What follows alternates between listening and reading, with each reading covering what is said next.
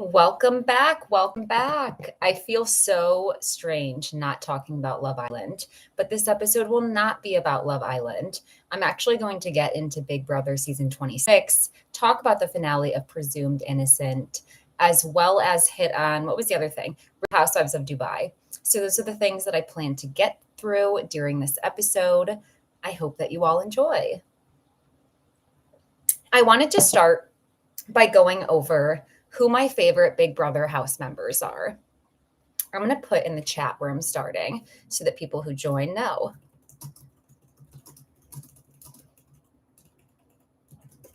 Okay.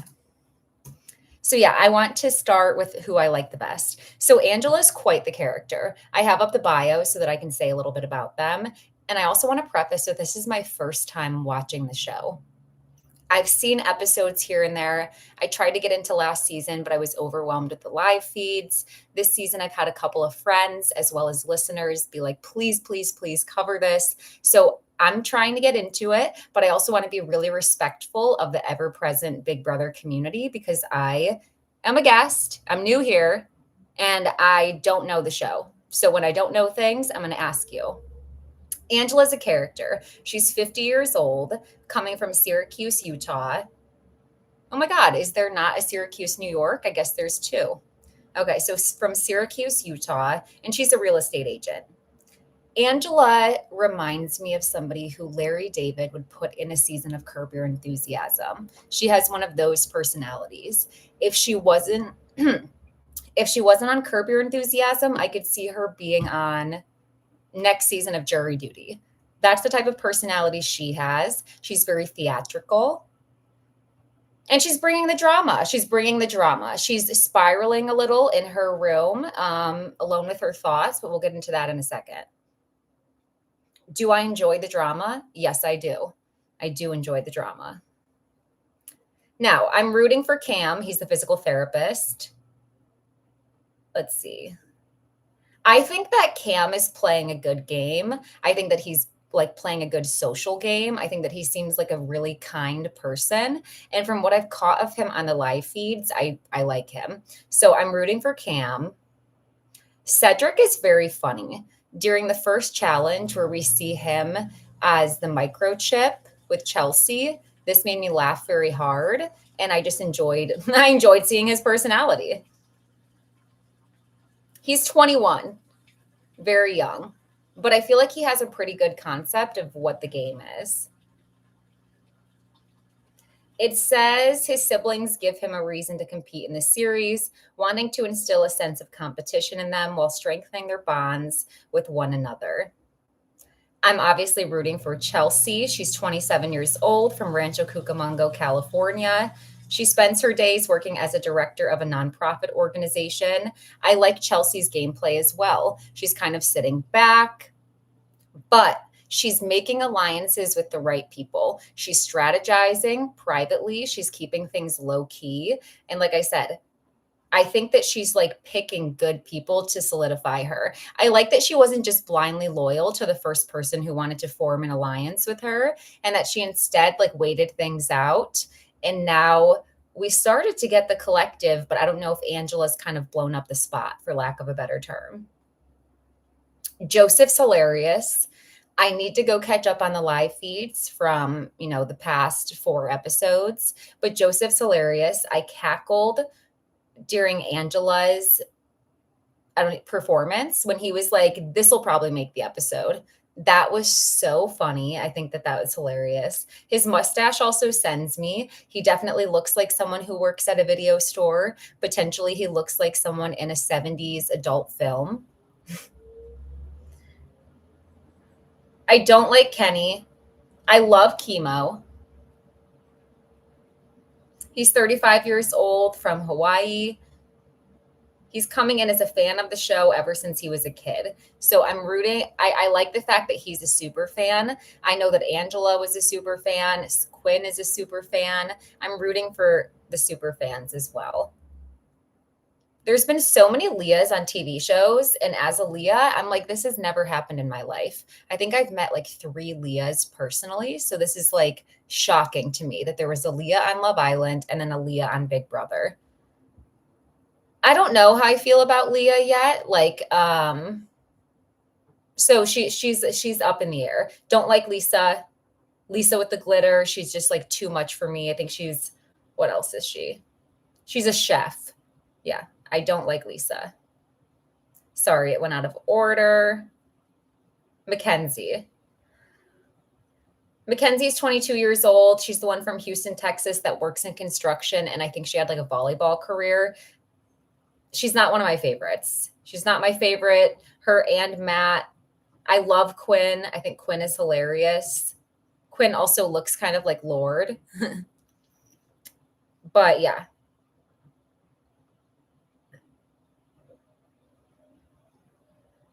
This is interesting. So Quinn Martin has the right combinations of traits to win, being a dual sport college athlete and having a history of working well with people.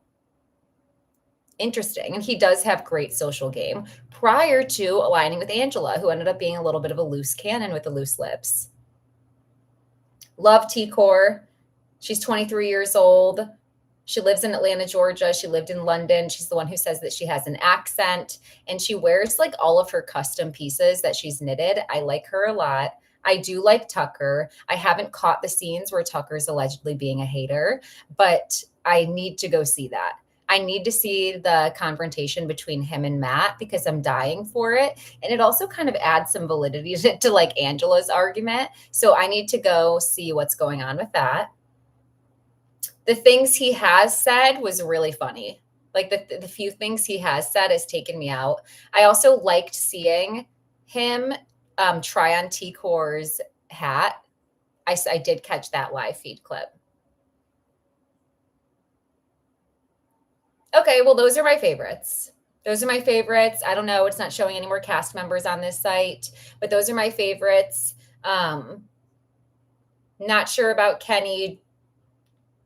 I do like Brooklyn. She's 34 years old. She's from Dallas. But yeah, okay, so let's get into the episodes. Those are my favorites. That's who I'm rooting for.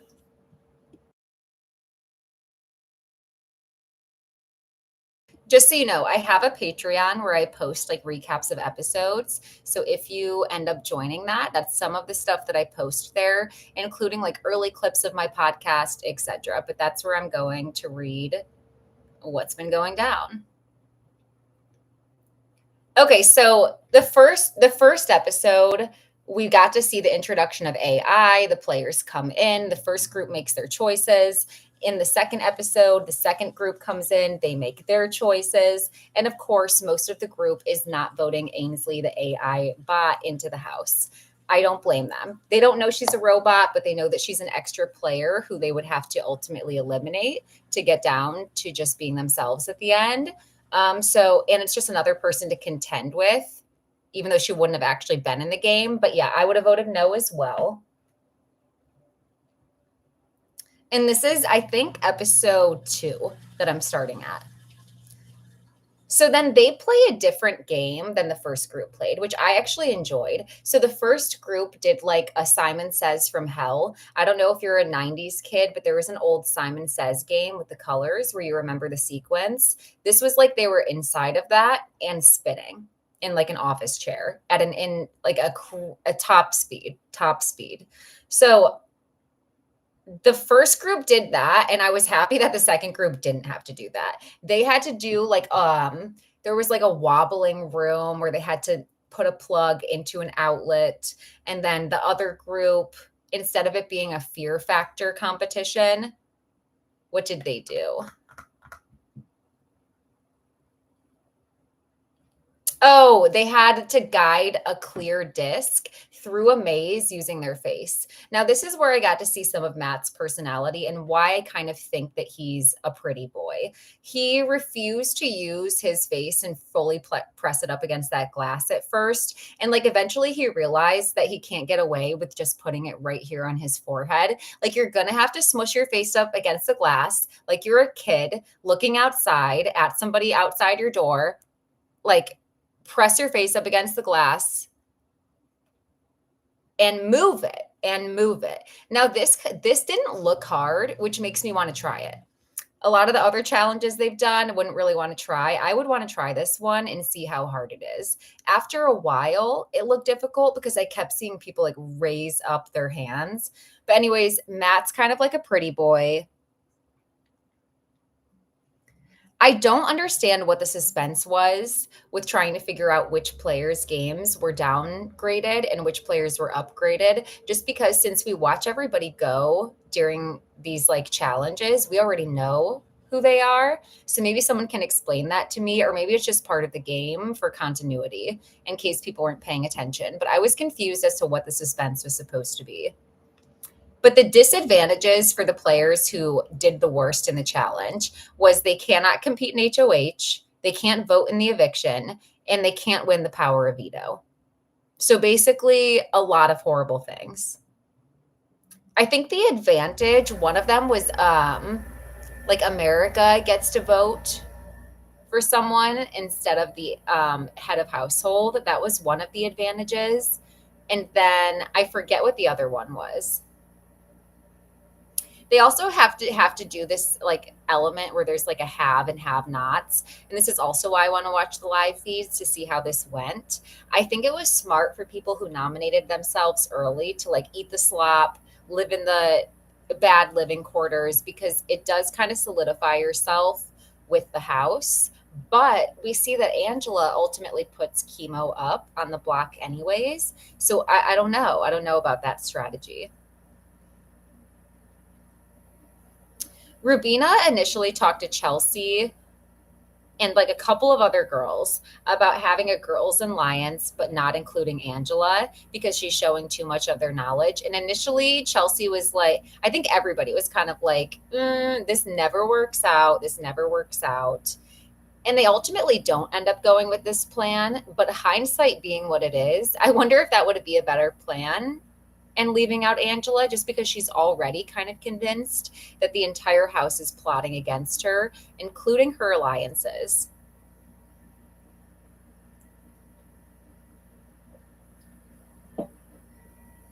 Okay. So yeah, Chelsea's not completely locked in. She's happy to align with someone because you need alliances to stay in the game, but she's still looking for other options. I never realized in Big Brother that when you take a shower that it's just like a bathroom bash and everybody's just in there with you. Someone please let me know in the comments whether you watch this now or whether you watch this in the future, whether that's standard. I can honestly say that would give me a little bit of stage fright. I know that they're covered and all, but like I definitely wouldn't be participating in the conversation. It's one thing when I'm getting ready with my girlfriends for a night out where I'm like in college or even now and we're all getting ready together and doing our makeup, but no, leave me alone. Let me like wash myself in private, please. Oh my gosh, it's a whole thing. So yeah, I guess you like strategize while you shower. Who knows? Maybe you have the best thoughts in the showers. Maybe this is a good thing. But anyways, this is where the first situation happens between Cam and no, I'm sorry, not Cam, between Matt and Angela. Cam is the one who's in the shower, minding his business. Matt's like, my hip hurts. And Cam's the physical therapist. So he's like, okay, I can do a couple of stretches. And Angela's like, well, don't help him until after the challenge. And this is where I'm thinking that Matt is just as, what is it called? Paranoid as Angela, because immediately he thinks that she's like firing shots at him, like, which to be fair, like maybe she is, but at the same time, I feel like she's also one of those women who at 50 years old thinks that that's a compliment. I feel like she's one of those women who you see out, like a big group of women. She said she likes to go to the club with her daughters, who would like spank a guy's butt and be like, hey, cutie. Like, that's how I feel like Angela's sense of humor is. Just laying on the couch. So this is where the shade starts. Matt's like kind of perturbed about this. To be fair, kind of a strange comment, but like I don't know that I sensed like a malicious intent about it. I more just thought it was really funny and like really shady and kind of like a savage thing to say. I just didn't anticipate her to say that. But basically, the whole group is like, they're collectively like that. But then Angela like goes on this weird side tangent where she does tell Matt that he needs to worry about hurting his hip in the house with the girls. But like to be fair, is Matt offended that he's attractive? Like I'm trying to understand I'm trying to understand Matt's point of view here.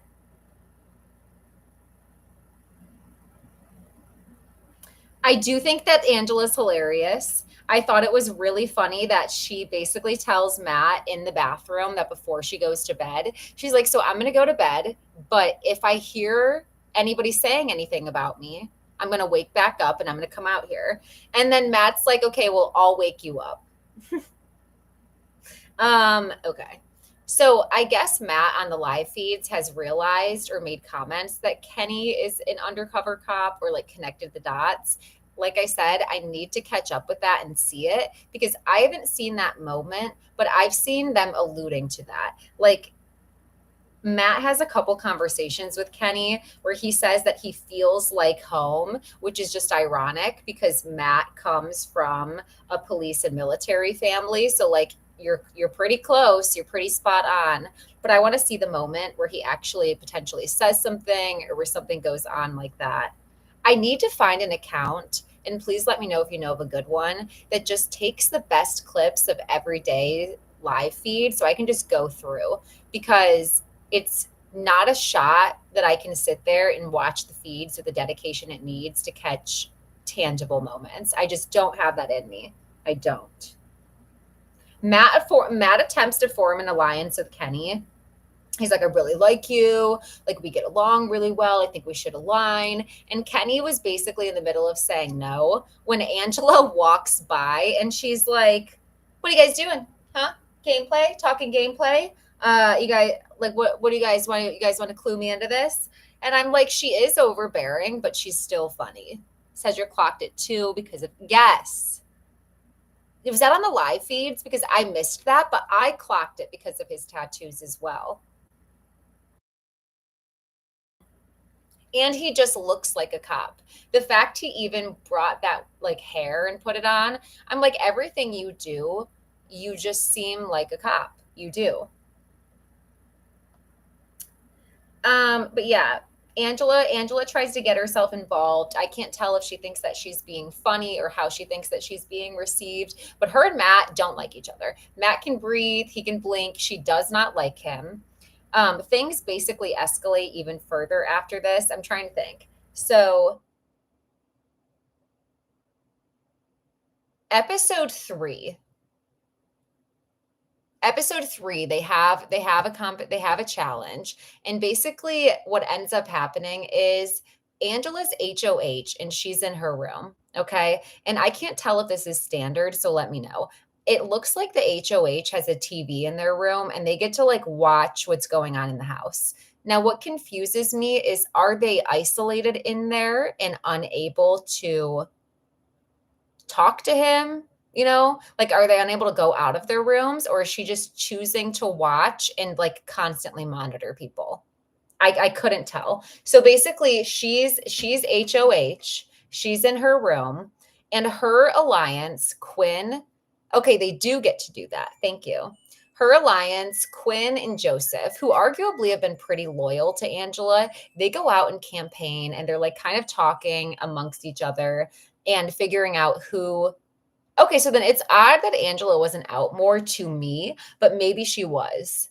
Like, it's like, of course, you're kind of feeling like the king in the castle because you're not really going out and interacting. And also, she was mad that Matt like didn't give her a hug and like everybody gave her a hug. She is annoying. I'm not going to lie to you. I'm not saying that she's like that that it's not funny, that she's not funny, but she's very annoying, and I would feel some type of way if I was Matt. Like, I would be like, "What is your problem? What is your problem?"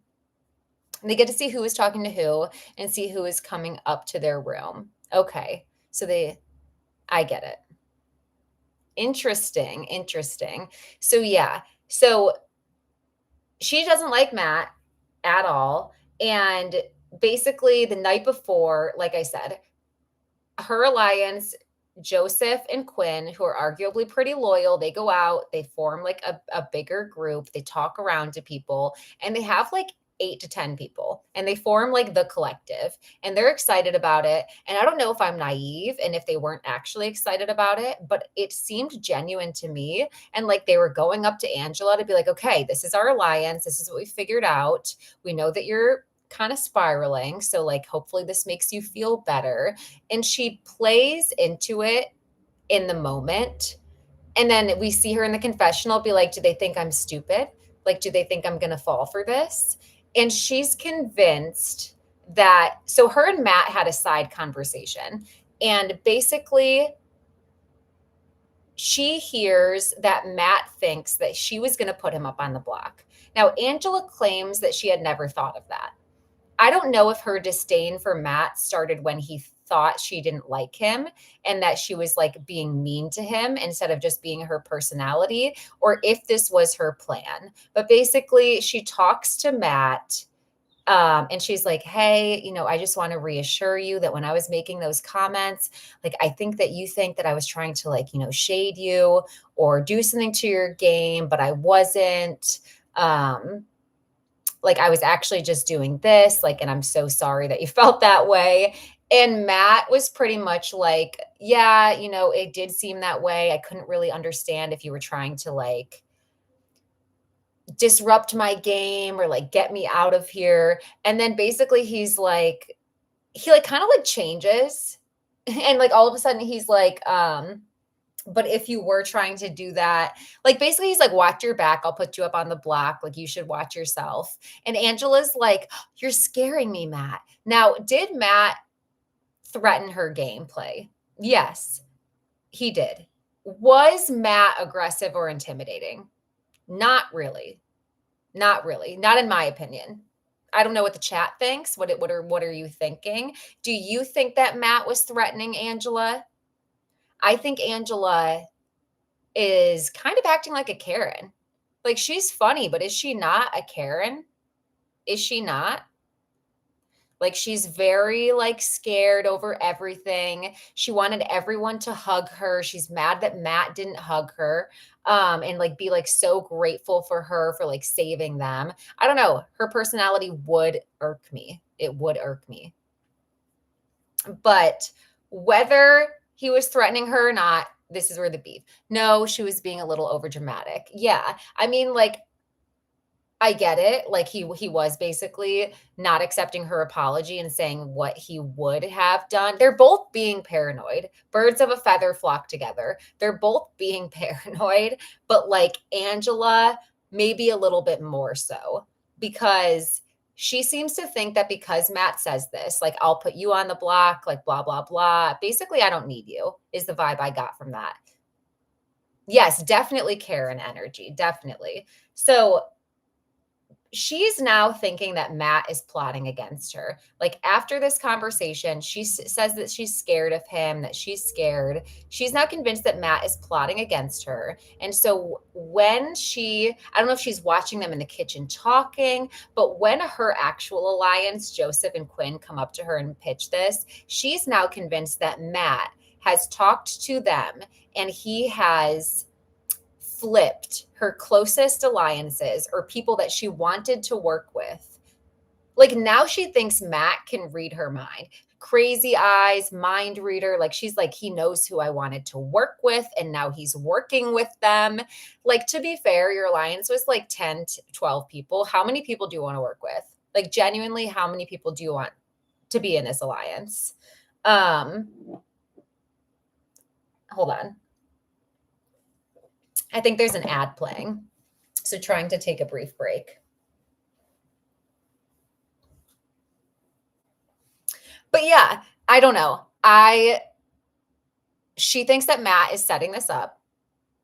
She comes down in the morning and mind you, the night before, she had been told about the alliance. Her team is thinking that she's feeling good. Like we went and validated her. We went and campaigned for her. We have a tight team now. She's going to wake up and feel good. They join in. Bravo. Great performance last night. And she's pissed. Like, oh, we did not read the slow clap right. I guess it's like a lesson if someone walks into a room and slow claps at you, it's actually, is a slow clap ever a good thing? If it's not immediately followed by a thunderous bolster of clapping, when someone slow claps, I've only done that. You really outdid yourself. Bravo, you showed your ass. Like, I've only done that in a mocking way ever. So unless you're like, slow clap is never good. So now we know that. And she comes down clapping, they clap back, and she goes on a tirade. Don't know what else to call it. Tirade, rant, where she proceeds to say, Matt has crazy eyes, crazy eyes. He threatened me. He threatened me privately. He made me apologize to him for 30 minutes. Now, roll the clips, okay? If we're actually having live feeds, how long do they roll? Because did he do that? I'm curious. I want to know. Right now, everyone's acting like only people who will ever know that is Angela and Ken or Angela and Matt. No. Can we know? Like, did that happen or not? So basically, she's like, he made me apologize for 30 minutes and he scared me and he threatened me. And I'm here to have a good time, but not with you, Matt, everybody but you. And if you've ever seen Princess Diaries, I am a fan. Like, I watched that in my entire childhood hundreds of times. It might even be at 1,000. And when Lily Moscovitz runs after Mia, okay, she's running after her. Wait up, wait up. Her brother is with Mia. And these two people turn around, this couple. Not you. I don't even know you. That's what she reminded me of. That's what she reminded me of. Not you, Matt. Okay? Not you, Matt. So and it was absolutely hilarious too, because she stayed up all night practicing this. I saw clips on the live. One moment she's sleeping, the next moment she's looking to see if anybody else woke up. The next moment she's back up and she's like, for a low budget movie, practicing her tone, her delivery, adding. And I said to my best friend, so many times I've gotten into arguments where I have replayed moments and thought of what I could have said better to someone. Have I sat there and done it out loud? Not necessarily. May I now so that I can come correct the next time? I mean, Angela really had everything rehearsed. Everything rehearsed. Beauty is in the eye of the beholder, except for Matt, because I used to think you were hot, but you're actually ugly. So funny. When I look into your eyes, I see you for what you really are, which is ugly. We're done. She's the man quote. Basically, that's what Angela said. So all of those things popped into my head as I'm watching the episode, because I'm chaotic, because I love a good movie reference, because those movies I watched religiously. But yeah, so she goes off on a tirade. And my biggest thing is, okay, so then she first started with Matt, his crazy eyes. She doesn't like him. He did this. Then she says that, and my guests last night came up to me and they think that I'm stupid. And it's like, you're talking about your two closest friends. And this is what would have really pissed me off. If I was any of the people in mentioned alliance, you just blew up our spot. Like, so, and I don't know. I don't know how Big Brother goes, because this is quite literally my first season watching dedicatedly, but you would think that now they would have to all form a new alliance, because didn't she kind of like put pressure point? Did she kind of put pressure on them to, like, she puts pressure on them. She literally put pressure on them. Like, now people know that they were talking. Now people know. I mean, she didn't say who her visitors were, but like, it's giving hate the cheerleader effect. It's everything's interesting. I'm not going to lie. I don't know what hate the cheerleader effect means, but I can look that up later. So don't feel pressured to explain it to me. You're probably right. But yeah, so basically she ruined her own alliance.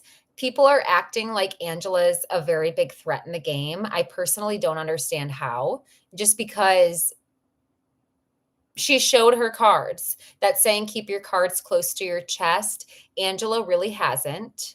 She did get HOH, but she's also established herself as a threat who's knowledgeable of the game and will get you right in the front instead of in the back. I mean, maybe back and front. So I don't know. But Matt did come in the game and say that he was going to play honest and like made a joke and said he wasn't. So I don't know if he's riling Angela up. I don't really know what's happening, but I really enjoyed the episode, to say the least. I have not finished. Actually, I just remembered I haven't finished the episode. OMG, I have 20 minutes left of episode 4. So I watched episodes 1 through 3. I have 20 minutes left of episode 4. I kind of can't wait to see what happens, all of this, and how the house is. But I need to figure out where I can go to watch the live feed. So like I said, if you have a suggestion, let me know. If you have any favorites that you're rooting for to win, let me know who you're rooting for. I like T-Core the best. I think she's hilarious. I think she's beautiful. I also would totally buy something from her collection that she's handmade. So yeah, those are my favorites. That's what I think about the game. Ooh, see, that's that's really interesting because one of my really close friends told me to start with Big Brother season 23. Either 22 or 23 is where she told me to start. So I'll probably see that and go back and watch.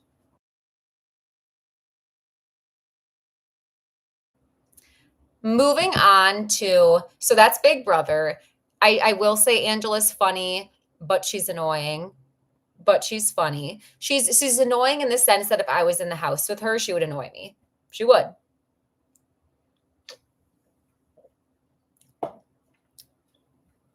Yes. T-Core, Tucker, Cedric, and Chelsea. Yep.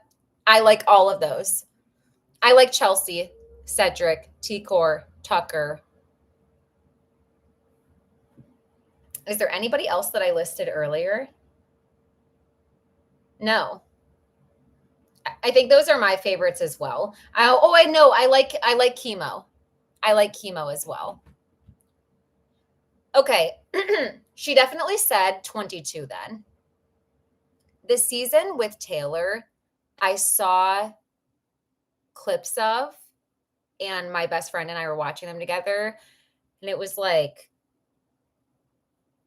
the only reason I would watch that is to see her win at the end. I know she wins. I know she wins it all, but the way that the contestants talk to Taylor, and especially this one guy whose name I don't know because he's not important to me. I just know Taylor, the winner, the icon.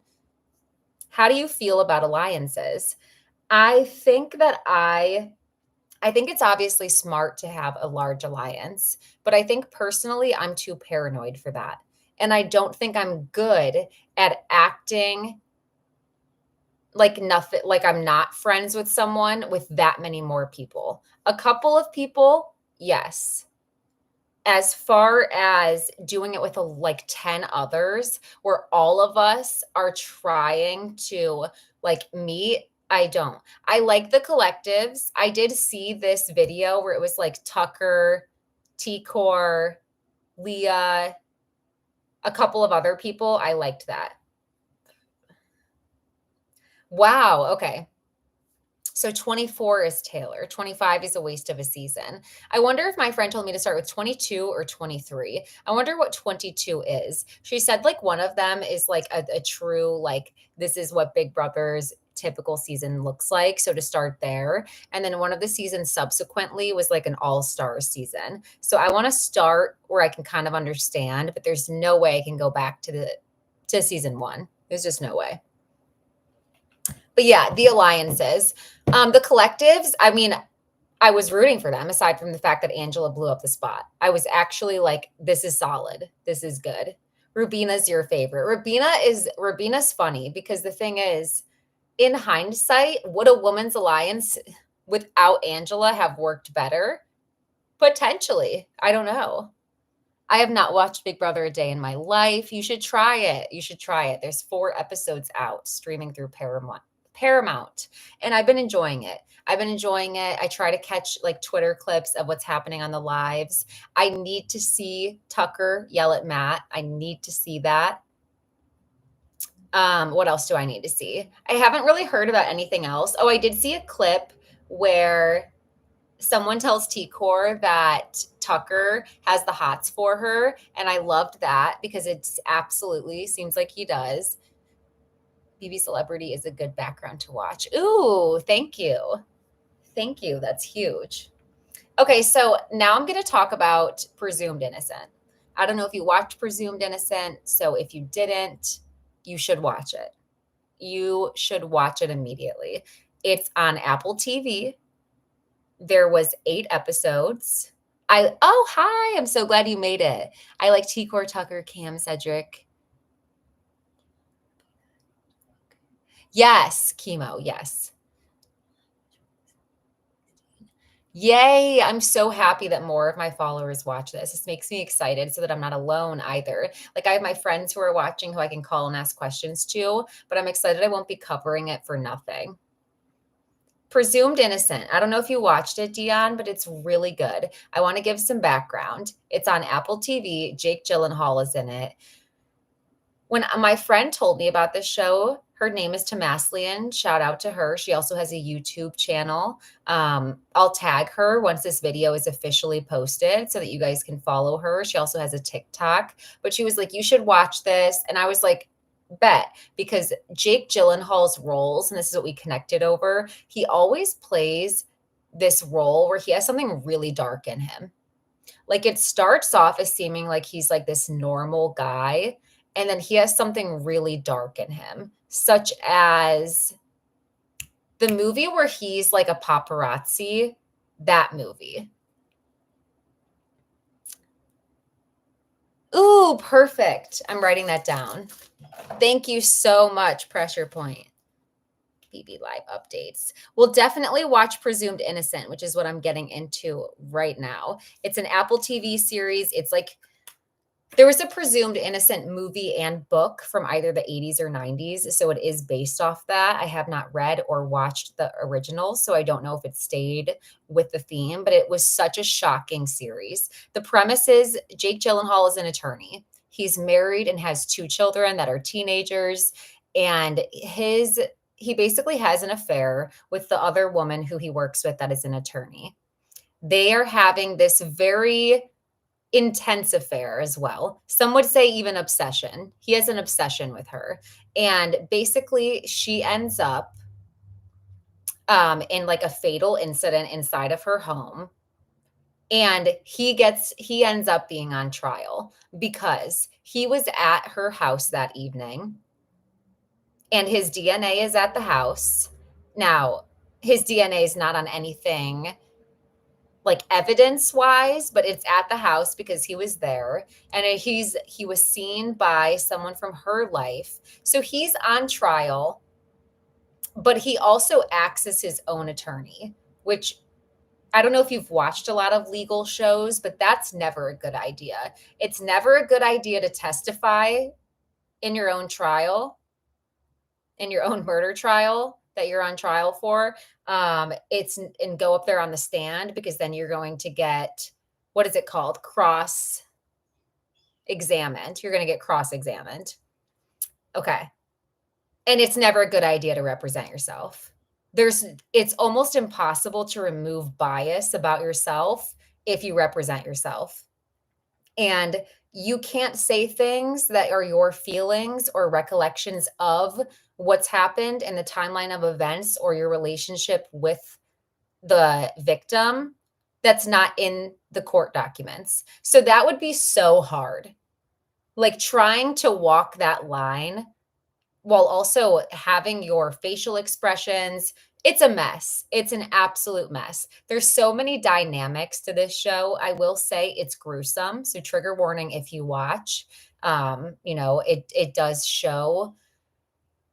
I mean, but it's not like a documentary. Okay. So it's fake. Okay, but it does show things, and that's hard to watch, but it's 8 episodes, it was gripping. I'm going to talk about spoilers now because the ending was crazy, so if you haven't watched it and you don't wanna know what happens, feel free to not watch, but the ending episode, so we go this entire series. Did the husband do it? Did the husband not do it? Because he seems awfully suspicious. He's got a lot of anger, he was obsessed with her, um debatable if he knew that she was pregnant or not at the time that she passed away, or if he truly did find that out afterwards. There were so many things. Then it was debatable if his wife was involved. If this was an episode of Law and Order, the wife would have found out about the affair.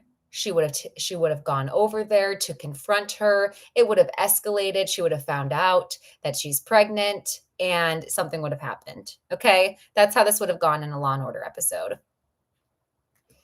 Um and then we have the creepy attorney, Tommy Malto, who I thought it was Jake. If it wasn't Jake, it might be the wife, but there are so many dynamic elements to this show. So, Jake Gyllenhaal's character is married to a Black woman. His kids are biracial. The woman that he cheats on his wife with and has this affair is a white woman. So, first of all, there's this like odd dynamic where the woman who was having the affair was constantly making remarks to shade the wife or degrade her with behind her presence, like to Jake. They would be being intimate, they would be hooking up, and she would be like, does your wife do this, does your wife do that? And it felt very microaggressive, a little bit like there was some racial undertones there. And also we see a scene where the wife talks about how could he do this and bring this to their home when their children don't look like him? They don't have the privilege that he does. So it's also just like, would she do this? She's talked about her children. Would she have done this? I don't want to think that she did this. So eventually I'm like, I don't think it's the wife. I don't think it's the wife, but I think it's somebody close. So there are a lot of elements to this show other than just it being a toxic husband. He's toxic in many ways, and he invalidates his wife in many ways that are hard to watch. And he loves her too. Like that was one of the hardest parts to watch. The wife has to sit in court and hear him say, like, one of the main defenses that he did not kill this woman is because he loves her. He still loves her. He misses her. He wanted to have a life with her. I can't even imagine how many conflicted emotions she would be feeling. So we find out at the end, Tommy Malto, creepy attorney, he got reported to HR by this woman. He was creepy to her, gave her the ick. He was clearly obsessed with her. I called it since day one. Both men were obsessed. Both men wanted to control her, including her ex husband. I mean, objectively, Carolyn, the victim, every man in her life she was entwined with was absolutely toxic. Um, and that's not her fault. Tommy Malto was very creepy. Her ex-husband, I don't know if they said this during the series, but it seemed like a very odd situation, potentially abusive. I'm not sure. Just seemed like a very weird situation. And then Jake, who was also abusive, like verbally, and I can't even tell if physically. Um, it's like the lines are blurred enough that you can't tell by how they're hooking up and how abrasive he's being. Where was I going with this? Because that just threw me for a loop. Basically, Tommy Malto was creepy. He was also preying on her, obsessed with her. And it just felt like he hated Jake. It felt like he hated Jake politically. He wanted to do something for his career. It also, I had a theory for a long time that Carolyn, who was a prosecutor, like she had maybe figured out because the way that she was killed in the same fashion of a case she was working on, the same way that the victim who she was the victim of that case was killed. So it's kind of like, well, the person who killed that woman has a vendetta against Carolyn. So could he have done it? And I was like, no. But you know who else has details of that case was Tommy Malto. And I started to wonder, because the guy in prison maintained his innocence, if Tommy Malto, had done that, set him up, Carolyn figured it out, and if that's why he killed her. So I really thought that we were going in that direction. My mind was spiraling.